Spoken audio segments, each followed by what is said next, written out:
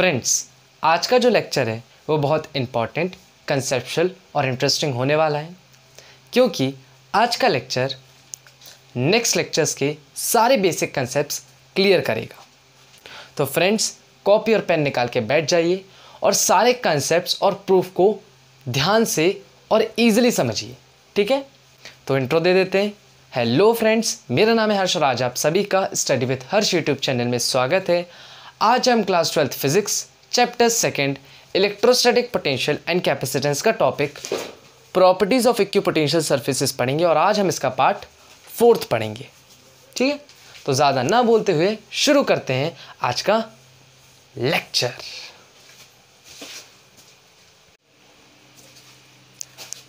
तो आज हम पढ़ेंगे प्रॉपर्टी 5th, जो बहुत इंपॉर्टेंट और कंसेप्चुअल है। ठीक है, चल क्या है property 5th? Equipotential surfaces are always perpendicular to the electric field. जो हमारे इक्विपोटेंशियल सरफेसेस होते हैं वो इलेक्ट्रिक फील्ड के परपेंडिकुलर होते हैं। इसको थोड़ा एलेबरेट करें, समझे, थोड़ा और एलेबरेट करके समझे। चलो, मान लो हमारे पास ये एक पॉजिटिव पॉइंट चार्ज है। अब इसको सब पहचान गए होंगे और ये अपने आसपास क्या बना रहा है? इलेक्ट्रिक फील्ड लाइंस बना रहा है। और इलेक्ट्रिक फील्ड लाइंस की वजह से क्या प्रोड्यूस हो रहे हैं, क्या डेवलप हो रहे हैं? Equipotential surfaces.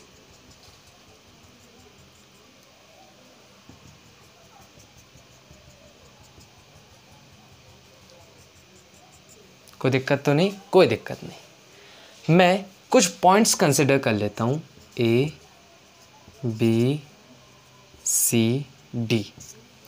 अब हम इसको कैसे बोलेंगे पता है? एलेबरेट करके। इसको फर्स्ट इक्विपोटेंशियल सरफेस नाम दो।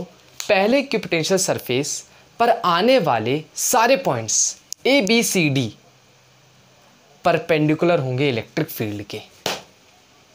यार ठीक है, आपने बोला इक्विपोटेंशियल सरफेसेस इलेक्ट्रिक फील्ड के परपेंडिकुलर हैं। अब इसको और अच्छे से बताना तो ऐसे बताओ कि इक्विपोटेंशियल सरफेस पे आने वाले सारे पॉइंट्स इलेक्ट्रिक फील्ड के परपेंडिकुलर होते हैं। यही तो था कंसेप्ट। लेकिन हमें ये समझना था, ठीक है, लेकिन हमको समझना था इसका प्रूफ, इसका मैथमेटिकल प्रूफ कि कैसे हमारा इक्विपोटेंशियल सरफेस इलेक्ट्रिक फील्ड के परपेंडिकुलर है या इक्विपोटेंशियल सरफेस पे आने वाले सारे पॉइंट्स कैसे इलेक्ट्रिक फील्ड के परपेंडिकुलर है। हमें ये समझना है। समझे? मिटा दें? चलो समझते हैं इसका मैथमेटिकल प्रूफ। मिटा दें? वेरी गुड, हम इसको मिटा रहे हैं।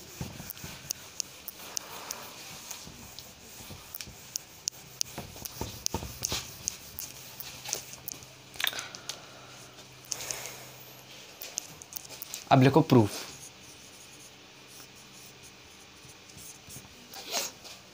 ठीक है, प्रूफ करते हैं। चलो यहाँ छोटा सा डायग्राम बना देते हैं हमारी संतुष्टि के लिए।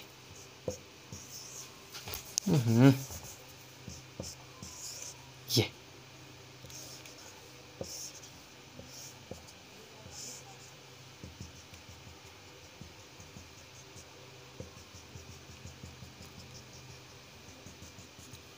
ठीक है, ये डायग्राम है। ये पॉजिटिव पॉइंट चार्ज है, अपने आसपास इलेक्ट्रिक फील्ड बना रहा है और इलेक्ट्रिक फील्ड की वजह से इक्विपोटेंशियल सरफेस बन गए। ओके, कुछ पॉइंट्स भी कंसिडर कर ही लेते हैं जैसे हमने वहाँ भी किया था। ओह सॉरी, इस पे नहीं, इस पे ए बी सी डी। अच्छा, अब यहाँ प्रूफ। अच्छा, किस आप मुझे ये बताओ, मान लो मैंने किसी टेस्ट चार्ज को ए से बी ले गया, ये लो, पॉइंट ए से पॉइंट बी पे ले गया, है ना। सेम इक्विपोटेंशियल सरफेस पे पॉइंट्स लाई कर रहे हैं और मैंने एक टेस्ट चार्ज को ए से बी ले गया। ठीक है, तो हमने क्लास 11th में पढ़ा है मैकेनिकल वर्क। मैकेनिकल वर्क क्या होता है? ये क्या है भैया? मैकेनिकल वर्क क्या है? अरे सिंपली वर्क क्या होता है? Scalar product of force and displacement, ये तो वर्क होता है। कोई दिक्कत नहीं है। अब इसको थोड़ा सा और हम खोलेंगे। डॉट को रिप्लेस करो तो मैकेनिकल वर्क क्या बनेगा? F S cos theta. ये सब आपको बनता है ना? Very good.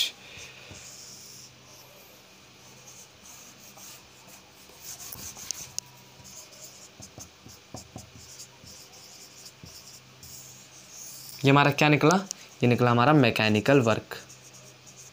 इसको दे दे इक्वेशन नंबर 1। अब इलेक्ट्रिकल वर्क क्या होता है? ये इलेक्ट्रिकल वर्क क्या है यार? चलो जोड़ तोड़ के मैकेनिकल वर्क तो याद आ गया, ये इलेक्ट्रिकल वर्क क्या है? अब ये हम सारे लेक्चर्स में क्या पढ़ते आ रहे हैं? Electrical work. ओह, ये तो हमें पता ही नहीं था, बता देते हैं, चिंता मत करो। आपने पढ़ा है delta V potential difference is equals to work done upon charge, और ये जो वर्क डन होता था ये तो है इलेक्ट्रिकल वर्क। तो इलेक्ट्रिकल वर्क क्या निकला, यहाँ लिख देते हैं, इलेक्ट्रिकल वर्क क्या निकला, delta V into charge.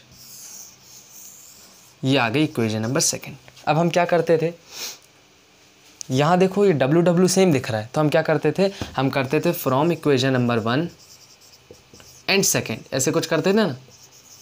We get F S cos theta is equals to delta V into Q, equate कर दिया, ठीक है।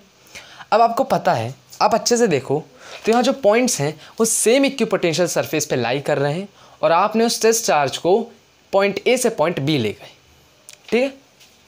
तो डेल्टा वी क्या होगा, 0। ये हमने पिछले ही लेक्चर में पढ़ा है, जिन्हें नहीं पता है तो जाइए यूट्यूब पे टाइप कीजिए, टाइप करना है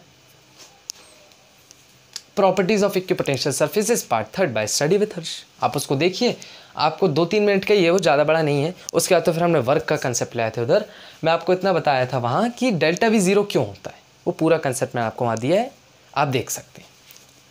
तो डेल्टा वी 0 होगा क्योंकि जो पॉइंट्स हैं वो सेम इक्विपोटेंशियल सरफेस पे लाई कर रहे हैं, और आपने उस टेस्ट चार्ज को ए से बी ले गए, ठीक है। अच्छा,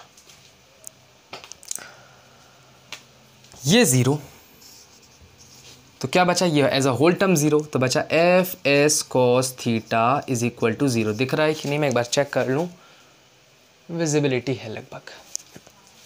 F S cos theta equal to 0। अब मुझे ये बताओ, मैंने उस टेस्ट चार्ज को ए से बी लेकर गया हूँ, मतलब मैंने कुछ ना कुछ फोर्स लगाई होगी तभी जाके वो ए से बी आया है, मतलब फोर्स 0 नहीं हो सकती। अगर उस टेस्ट चार्ज पे फोर्स लगी है तो वो मूव भी किया होगा, मतलब उसकी डिस्प्लेसमेंट भी हुई होगी, तो डिस्प्लेसमेंट भी 0 नहीं हो सकती।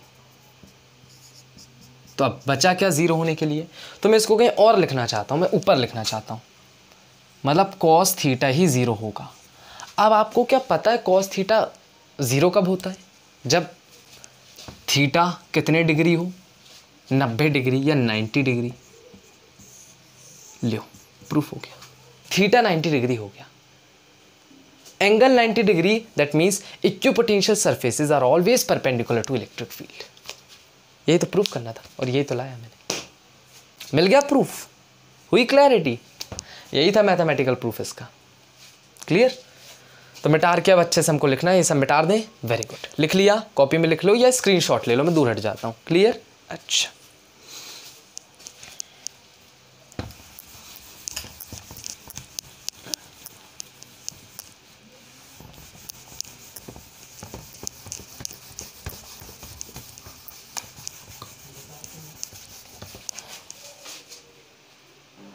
तो क्लियर हुआ, प्रूफ क्लियर हुआ।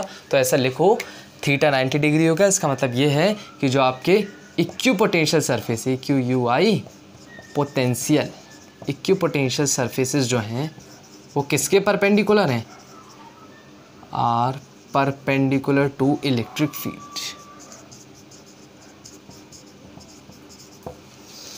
क्लियर, जो हमारे इक्विपोटेंशियल सरफेसेस हैं, क्लियर है बस। हाँ, इक्विपोटेंशियल सरफेसेस इलेक्ट्रिक फील्ड के क्या हैं, परपेंडिकुलर हैं। अच्छा, मुझे कोई बताएगा इसका थ्योरेटिकल फील्ड क्या है, हमने तो मैथमेटिकल फील्ड देखा था, क्या इसका कोई कंसेप्ट बताएगा कि क्यों इक्विपोटेंशियल सरफेसेस इलेक्ट्रिक फील्ड के परपेंडिकुलर हुए, बता सकता है कोई। क्योंकि वर्क डन 0 है। अरे बाप रे, ये क्या बोल दिया, अच्छे से लिखना चाहूँगा, बहुत जल्दी में गड़बड़ कर देता हूँ मैं। वर्क डन 0 है, ये कैसी बात हुई यार। हाँ, यही तो बात है, वर्क डन 0 होने के कारण ये मैथमेटिकल कंसेप्ट यहाँ ख़त्म हो गया। ये वर्क डन 0 होने के कारण जो हमारे इक्विपोटेंशियल सरफेसेस हैं वो इलेक्ट्रिक फील्ड के परपेंडिकुलर हो गए। तो क्लियर हुई बात, वर्क डन 0 होने के कारण इक्विपोटेंशियल सरफेसेस इलेक्ट्रिक फील्ड के परपेंडिकुलर हैं। और मैंने आपको ये बताया था, देखो पार्ट थर्ड जिसने देखा है वो समझ जाएंगे। पार्ट थर्ड में मैंने क्या बोला था कि वर्क डन किसी भी एक इक्विपोटेंशियल सरफेस में ज़ीरो क्यों होता है, मतलब जब पॉइंट्स जो हैं वो सेम इक्विपोटेंशियल सरफेस पे लाई करो, आप किसी चार्ज को मूव करो एक पॉइंट से दूसरे पॉइंट पे, तो वर्क डन ज़ीरो होता है। ये मैंने आपको बताया था। और वो उसके दो थ्योरेटिकल रीजंस थे, मैथमेटिकल फील्ड मैंने आपको दे दिया था, उसके दो थ्योरेटिकल रीजन थे। और पहला थ्योरेटिकल रीज़न था कि डेल्टा वी ज़ीरो है।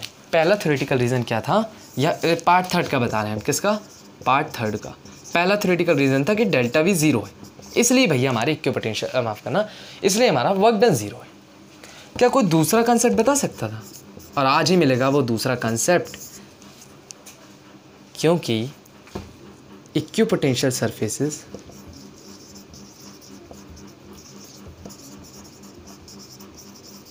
इलेक्ट्रिक फील्ड के परपेंडिकुलर हो गए। समझ जाओगे ना, इक्विपोटेंशियल सरफेसेस इलेक्ट्रिक फील्ड के परपेंडिकुलर हो गए, इसलिए वर्क डन ज़ीरो हुआ। क्यों?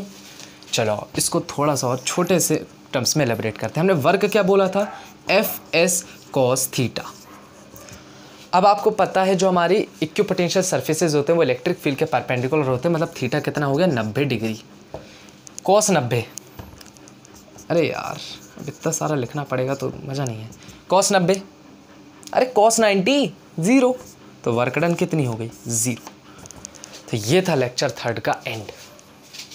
पार्ट थर्ड का एंड ये है, क्लियर, कि क्यों वर्क डन ज़ीरो होता है इन एन इक्विपोटेंशियल सरफेस, मतलब जब पॉइंट्स सेम इक्विपोटेंशियल सरफेस पे लाई करें। समझ गए? तो डेल्टा वी ज़ीरो होता है, पहला थ्योरेटिकल रीज़न। और दूसरा, इक्विपोटेंशियल सरफेसेस इलेक्ट्रिक फील्ड के परपेंडिकुलर होते हैं, ये है हमारा आंसर, क्लियर। और इसका उल्टा कर दो कि क्यों इक्विपोटेंशियल सरफेसेस इलेक्ट्रिक फील्ड के परपेंडिकुलर होते हैं, क्योंकि हमारा वर्क ज़ीरो होता है इसलिए। अरे रे रे रे, कन्फ्यूजन ही कन्फ्यूजन, सॉल्यूशन का पता नहीं। यस, क्लियर हुई बात। इक्विपोटेंशियल सरफेसेस इलेक्ट्रिक फील्ड के क्यों परपेंडिकुलर होते हैं, क्योंकि वर्क डन ज़ीरो होती है। और वर्क डन ज़ीरो क्यों होती है, क्योंकि इक्विपोटेंशियल सरफेसेस इलेक्ट्रिक फील्ड के परपेंडिकुलर होते हैं। बस ये बात थी, छोटी सी बात थी। अगर समझ गए तो बहुत अच्छी बात है, और नहीं समझे तो वीडियो को रिवाइंड करके एक और बार देखो, और फिर भी समझ में नहीं आ रहा है तो कमेंट करके लिख के बताओ, मैं आपको फिर से समझाऊंगा, कोई दिक्कत नहीं है। होगी बात क्लियर? मिटा दूँ? Very good. पूरा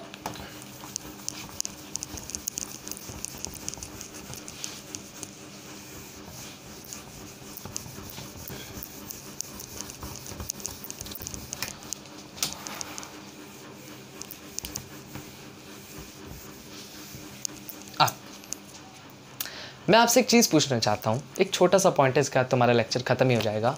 इलेक्ट्रिक फील्ड का डायरेक्शन इक्विपोटेंशियल सरफेस में कहाँ से कहाँ होता है? एक और बार, इलेक्ट्रिक फील्ड का डायरेक्शन इक्विपोटेंशियल सरफेस में कहाँ से कहाँ होता है, बताएगा कोई?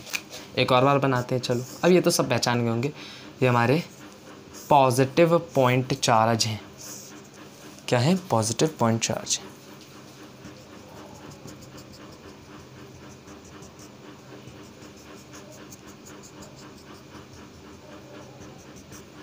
थोड़ा टेढ़ा बन जाता है, वरना अच्छा बन सकता है सीधे। चल पर से शुरू करते हैं यहाँ से। Direction of electric field in an equipotential surface, potential surface, कोई बताएगा? तो जो लोग सोच रहे हैं, यहाँ मैंने ऐसा एरो बना दिए हैं, थोड़ा इसको सीधा कर दो, एरो को भी अच्छा लगेगा। जो लोग सोच रहे हैं वो मैं लिखने वाला हूँ, और वो उनको सोचना है। From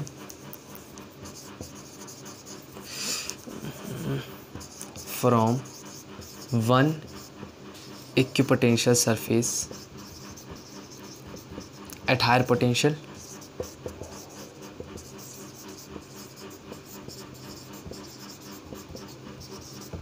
to another equipotential surface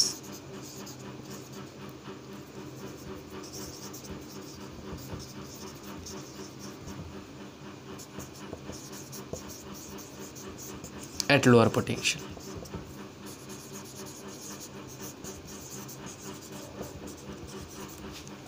दिख रहा, विजिबिलिटी है? ओके, इलेक्ट्रिक फील्ड का डायरेक्शन इक्विपोटेंशियल सरफेस में कहाँ से कहाँ होता है, ये कैसा होता है? From one equipotential surface at higher potential to another equipotential surface at lower potential. समझे? एक इक्विपोटेंशियल सरफेस के हायर पोटेंशियल से दूसरे इक्विपोटेंशियल सरफेस के लोअर पोटेंशियल तक। चिंता मत करो। मान लो मैं 2 पॉइंट्स कंसिडर करता हूँ, ए बी। मेरे पास क्या है? 2 पॉइंट्स है। पॉइंट ए से चार्ज के बीच का डिस्टेंस मैं मानता हूँ R1 और पॉइंट बी से चार्ज के बीच का डिस्टेंस मैं मानता हूँ R2। कोई दिक्कत तो नहीं? कोई दिक्कत नहीं। हाँ, तो पोटेंशियल एट ए मान लो V1 है। मैं आपको बताता हूँ कि जो पोटेंशियल एट ए है वो क्या है? V1। पोटेंशियल एट ए क्या है? V1 है। और पोटेंशियल एट बी V2 है। मैंने ए और बी में पोटेंशियल निकाला और पोटेंशियल एट ए V1 आया और पोटेंशियल एट बी V2 आया। मेरा आपसे एक सवाल है, एक छोटा सा सवाल है। V1 V2 से बड़ा होगा, V2 V1 से बड़ा होगा, V1 V2 से बड़ा होगा, हाँ, या V1 V2 इक्वल होंगे। जल्दी जल्दी जल्दी जल्दी, इसमें समय नहीं लगना है, मतलब मिनी सेकेंड्स का आंसर है। तो जो सोच रहे हैं V1 V2 से बड़ा होगा, क्यों? आओ जरा इसको पकड़ते हैं। क्यों V1 V2 से बड़ा क्यों होगा? आप मुझे बताओ, R1 R2 से बड़ा है कि नहीं? आप मुझे ये बताओ कि R1 R2 से बड़ा है कि नहीं? है, बिल्कुल है। और आपको रिलेशन पता है V वर्सेस R के बीच में? हम पिछले लेक्चर में पढ़ के आए, V is directly proportional to 1/R या V is inversely proportional to 1/R। मतलब अगर R1 R2 से बड़ा है, R2 R1 से बड़ा है, अगर R2 R1 से बड़ा है तो V1 V2 से बड़ा होगा, इस रिलेशन के हिसाब से, अकॉर्डिंग टू दिस रिलेशन। खत्म बात। तो जो इक्विपोटेंशियल सरफेस चार्ज से नज़दीक है वहाँ हायर पोटेंशियल होगा, और जो इक्विपोटेंशियल सरफेस चार्ज से दूर है वहाँ लोअर पोटेंशियल होगा। मतलब इलेक्ट्रिक फील्ड या इलेक्ट्रिक फील्ड लाइंस का जो डायरेक्शन है वो हायर पोटेंशियल से लोअर पोटेंशियल तक होता है। बस सिंपल। कोई दिक्कत तो नहीं? कोई दिक्कत नहीं। ठीक है, अगर ये लेक्चर समझ में आया, ये वीडियो समझ में आया, तो लेक्चर ये वीडियो को लाइक करना बिल्कुल मत भूलना, चैनल को सब्सक्राइब करना बिल्कुल मत भूलना, और शेयर तो करते ही रहना। मिलते हैं नेक्स्ट लेक्चर में ऐसे इंटरेस्टिंग वीडियोस के साथ। तब तक के लिए ओके, बाय।